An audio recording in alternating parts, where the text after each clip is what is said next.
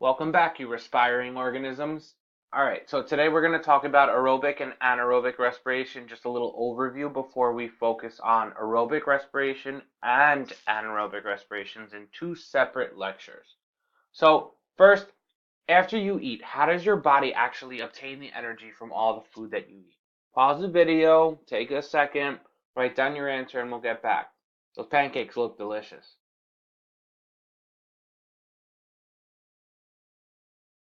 So hopefully you said a little something about eating the food, digesting it into smaller parts, and then your body is going to take in the glucose molecule, that sugar molecule, and break it down even further into usable energy by the process of cell respiration.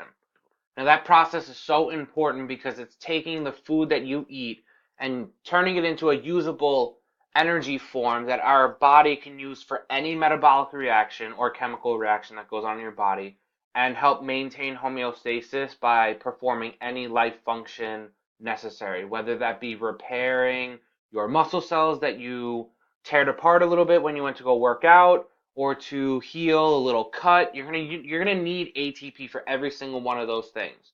Just a quick breakdown of respiration in general. You have different forms. You have aerobic respiration, which produces 36 ATP by the end. Then you have anaerobic, which is very primitive, very basic, and only produces 2 ATP. Doesn't matter if it's through lactic acid fermentation or alcoholic fermentation. It's very inefficient compared to aerobic respiration. So now, where does cellular respiration occur in your cells? Take a moment. Hopefully, you remember your organelles from a couple units ago and write your answer down. Hopefully, you got to responding in your mitochondria, which actually are found in both plant and animal cells in any living organism. Because remember, they have to take their food source and turn it into usable energy. So during respiration, our cells are going to take that molecule, break it down into usable energy. And I know I keep repeating myself, but because that is the major summary point of this whole entire unit.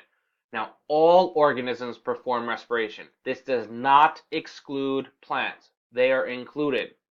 And don't get confused, cellular respiration is completely different than human respiration, where we're talking about breathing, inhaling, and exhaling that oxygen and carbon dioxide. Believe it or not, our next unit, we're going to talk about how our body takes in that oxygen and gets rid of that waste product, carbon dioxide, because of cell respiration. Now, do plants perform cellular respiration? Hopefully, you were listening to me the last couple minutes and you came up with the answer of yes. They also release carbon dioxide during respiration, and they go through it all day long. Does not matter if it is day or night.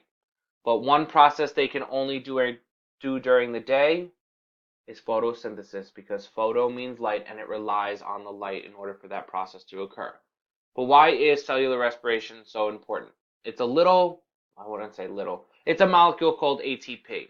Now, if you look at the right side, you have your adenosine group and you have your ribose sugar, and then you have three phosphate groups that come off.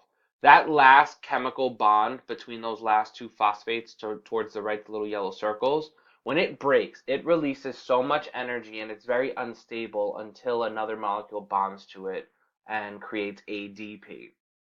So just to summarize a little bit more, ATP breaks off the phosphate through the process of hydrolysis. Now, hydrolysis, if you remember from the last unit, is you add water to break something apart. Hydro meaning water, lysis meaning breaking apart or separating. So through this process, it releases energy and becomes ADP. So that is the adenosine, the ribose, and only two phosphate groups. It's a low energy molecule that's going to get recycled through the mitochondria and have a new phosphate group bond back to it and bring it back to adenosine triphosphate. This whole entire thing is catalyzed or sped up by an enzyme called ATPase. Now, remember, the cycle is going to continuously recycle over and over and over. Just to summarize a little bit, you have two forms of respiration. You have aerobic respiration, which revolves itself around using oxygen as part of the reactants, and then you have anaerobic respiration. Remember, it's inefficient, only gives you 2 ATP, and it does not use oxygen, but it does give us some delicious meals such as bread. Hope this one helps, and we'll do aerobic respiration in the next one.